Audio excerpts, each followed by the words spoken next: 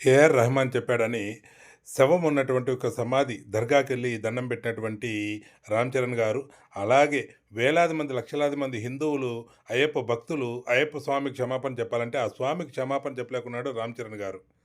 తనికెళ్ళ భరణి చేసినటువంటి ఒక video viral అవుతోంది. హిందూ ముస్లింలంతా సమానంగా బతుకుతుంటే అని. హిందూ ముస్లిం సమానంగా బతకడం కాదండి. హిందువులు ముస్లింలకి బానిసలుగా బతుకుతున్నారు మీరు చెప్పిన దాని ప్రకారం. నమస్తే, నేను మీ కిరణ్ కుమార్. దేశం కోసం, ధర్మం కోసం, సనాతన ధర్మ రక్షణ బోర్డు సాధన కోసం ఈ ఛానల్ నేను కొత్తగా స్టార్ట్ చేశాను. యూట్యూబ్ ఛానల్ న్యూస్ కోసం, సనాతన ధర్మ రక్షణ కోసం. నా ఛానల్ పేరు కిరణ్ రేస్ ధర్మరక్షణ సైన్యం. దయచేసి నా ఈ ఛానల్ని సబ్స్క్రైబ్ చేసుకోండి. మీ ఫ్రెండ్స్కి, మీ స్నేహితులను కూడా షేర్ చేయండి, సబ్స్క్రైబ్ చేసుకోమని చెప్పండి. ఇది నా కొత్త ఛానల్ కాబట్టి దయచేసి అందరినీ వేడుకుంటున్నాను. నా మిత్రులందరినీ కూడా ఈ ఛానల్ సబ్స్క్రైబ్ చేసుకోండి. మరిన్ని హిందూ ధర్మం కోసం, అలాగే భారతీయత కోసం, సనాతన ధర్మం కోసమే నా వీడియోలు ఉంటాయి. ఎవరిని కించపరచాలని కాదు, ఒకరిని బాధ పెట్టాలని కాదు. ఇప్పుడు ఈ వీడియో చూడండి ఒక్కసారి, ఈ వీడియో క్లిప్పు. 41 రోజులు నిష్టగా మాల వేసుకునే అయ్యప్ప స్వామి భక్తులు ముందుగా వెళ్లేది బావర్ స్వామి మసీదు. మతం అంటే కలిపేది, విడదీసేది కాదు. 41 రోజులు దీక్ష చేసి మొదటగా వావర్ స్వామిని దర్శించుకొని వెళ్తారంటున్నావు. ఇక్కడ వావర్ స్వామి కాదు, వావర్ సమాధిని చూసి, ఒక శవాన్ని చూసి 41 రోజులు ఉన్న దీక్ష భగ్నమయ్యి అరిష్టాన్ని కొని తెచ్చుకుంటున్నారు ఇంటికి హిందువులు. నువ్వు అన్నట్టు వావర్ స్వామి మసీదు అంటున్నావు. వావర్ స్వామి అంటే స్వాములు ఎప్పుడు గుళ్ళల్లో ఉంటారు, మసీదుల్లో ఉండేది, అలాగే దర్గాల్లో ఉండేది. మసీదులు అల్లాను కొలుస్తారు, మసీదులో ఉన్న ముస్లింలు అల్లాను కొలుస్తారు, దర్గాల్లో ఉన్న ముస్లింలు శవాలను కొలుస్తారు. ఇప్పుడు చెప్పు, ఇప్పుడు వావర్ స్వామి మసీదులో ఎందుకుంటాడు? ఒక శవము మసీదులో ఎందుకుంటుంది? మసీదుకి వెళ్ళి అక్కడున్న పెద్దలను అడుగు, సమాధులు దర్గాలకు వెళ్ళి కొలవచ్చా అని. మసీదులో ఉన్నటువంటి పెద్దలే కొలవకూడదని చెప్తారు.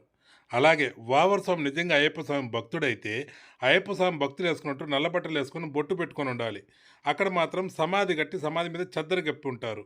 ఏమైనా కొద్దిగన్నా బుద్ధి ఉందా ఈ ప్రజలకని అడుగుతున్నా నేను. బుద్ధి జ్ఞానం లేని కొంతమంది అయ్యప్ప స్వాములు వావర్ సమాధిని వెళ్ళి మొక్కుతున్నారు. అదేవిధంగా ఏ ముస్లిం అయినా సరే ఒక్కరైనా అయ్యప్ప స్వామి గుడికి వచ్చి స్వామియే శరణమయ్యప్ప అని అన్నారా? బీబీ నాంచారమ్మని ఆ 7 కొండల వాడు పెళ్లి చేసుకున్నాడని కడపలోని ముస్లింస్ వెంకటేశ్వర స్వామిని తమ ఇంటి అల్లుడిగా భావించి పూజలు చేస్తారు. కలియుగ దైవం శ్రీ వెంకటేశ్వర స్వామి బీబీ నాంచార్ని పెళ్లి చేసుకుంటే, తిరుపతిలో ఉన్న ముస్లింలు వెంకటేశ్వర స్వామిని అల్లుడుగా చేసుకొని, తిరుపతిలో ఉన్న ముస్లింలు అందరూ వెంకటేశ్వర స్వామిని కొలవాలి. కానీ కడపలో ఉన్నటువంటి ముస్లింలు కొలవడం ఏంటి? నువ్వు చెప్తున్నటువంటి కడపలో ఉన్నటువంటి ముస్లింలు అందరూ కాదు. ముస్లింలో ఎన్నో కులాలు ఉంటే అందులో ఒక కులానికి చెందినటువంటి ముస్లింలు మాత్రమే వెంకటేశ్వర స్వామిని అల్లుడుగా భావిస్తున్నారు. మిగతా వాళ్ళంతా ఎందుకు భావించట్లేదు? 5,000 సంవత్సరాల క్రితం వచ్చినటువంటి కలియుగ దైవం అయినటువంటి వెంకటేశ్వర స్వామికి 500 సంవత్సరాల క్రితం వచ్చినటువంటి బీబీ నాంచారి ఒక భక్తురాలు మాత్రమే. భక్తురాల్ని భార్య చేసినటువంటి కొంతమంది నీచులు, నికృష్టులు ఉండారు. వాళ్ళు సెక్యులర్ విధానంతో భార్య అని చెప్పారు. ఎందుకు చెప్పారు? వెంకటేశ్వర స్వామి గుడిని కొల్లగొట్టుకునడం కోసం చెప్పారే కానీ వెంకటేశ్వర స్వామి వచ్చి బీబీ నాంచారిని భార్యగా స్వీకరించలేదురా వెధవ. వేములవాడ శివాలయం లోపల ఒక దర్గా ఉంది. శివభక్తుల్ని ముస్లిం మత పెద్దలు ఆశీర్వదించే అపూర్వ దృశ్యం మనం అక్కడ చూడొచ్చు. వేములవాడ శివాలయంలో దర్గా, శివభక్తుల్ని అపూర్వంగా ఆశీర్వదించే ముస్లిం మత పెద్దలు. బాగుంది. అసలు ఆ శివాలయం లోపలికి ఒక శవం ఎట్లొచ్చింది, ఆ శవం చరిత్ర ఏంది అని తెలుసుకునే కనీసం ఇంగితం లేకుండా ప్రవర్తిస్తున్నారు మన హిందువులు.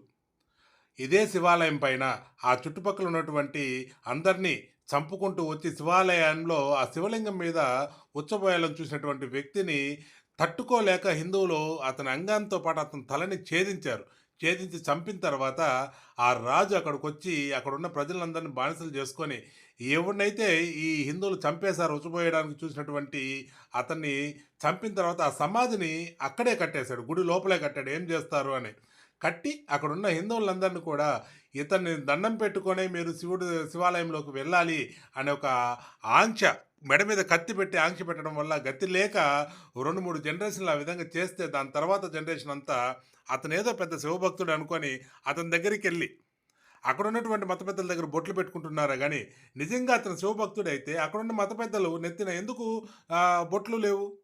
వాళ్ళెందుకు పక్కనే ఉన్నటువంటి శివుని గుడిని దండం పెట్టుకోవడం లేదు? ఓం నమః శివాయ అని వాళ్ళెందుకు అనడం లేదు? ఇప్పుడు శివుడు దేవుడా? ఆడున్న శవం గొప్పదా? హిందువులు ఒక్కసారి ఆలోచించాలి. మీరు వేస్తున్నటువంటి ఆ శవాల దగ్గర మీరు దండం పెట్టుకొని వేస్తున్నటువంటి డబ్బులేమవుతున్నాయి? ఇది ఒక కాంగ్రెస్ కమ్యూనిస్టుల యొక్క కుట్ర ఎంత నీచమైందిరా అంటే, ప్రతి దేవుడి దగ్గర ఒక సమాధిని పెట్టుంటారు.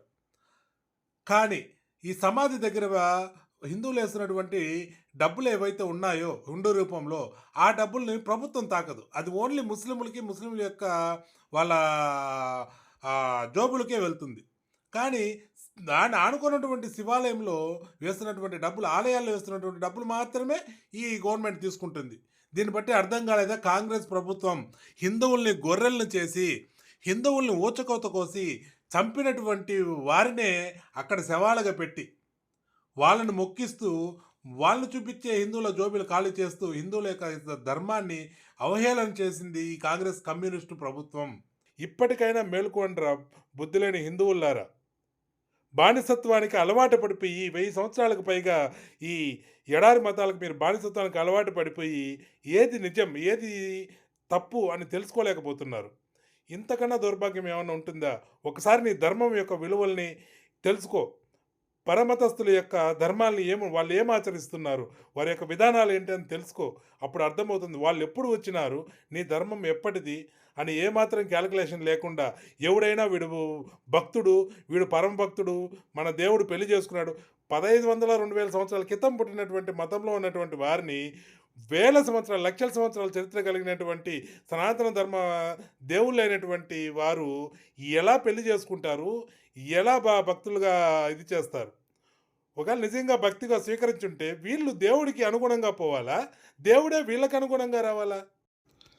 హిందువులు ముస్లింలు సమానత్వంగా బతుకుతున్నారు అని అంటే, హిందువులు ఆ సమాధుల్ని వాళ్ళ శవాలని మొక్కుతున్నట్టు ముస్లింలు కూడా వచ్చి హిందువుల దేవుళ్ళని మొక్కాలి కదా. ఇక్కడ కేవలం హిందువులు మాత్రమే సమాధులను మొక్కుతున్నారు. కానీ ముస్లింలు హిందూ దేవుళ్ళు దేవతల్ని కూడా కనీసం దేవుడు అని కూడా చెప్పలేరు. దీన్ని సమానత్వం ఎట్లా అంటారు? బానిసత్వం కదా అంటారు. హిందువులు చేస్తున్నది బానిసత్వమా, సమానత్వమా? కొద్దిగన్నా ఆలోచించాలని ప్రార్థిస్తున్నా. నేను ఈ ఛానల్ కొత్తగా స్టార్ట్ చేశాను, కిరణ్ రేస్ ధర్మరక్షణ సైన్యం క్యాప్షన్.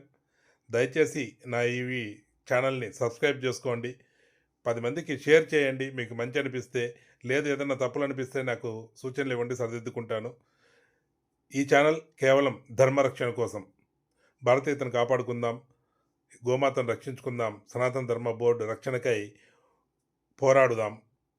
భారత్ మాతాకి జై. జై శ్రీరామ్. ఓం నమః శివాయ.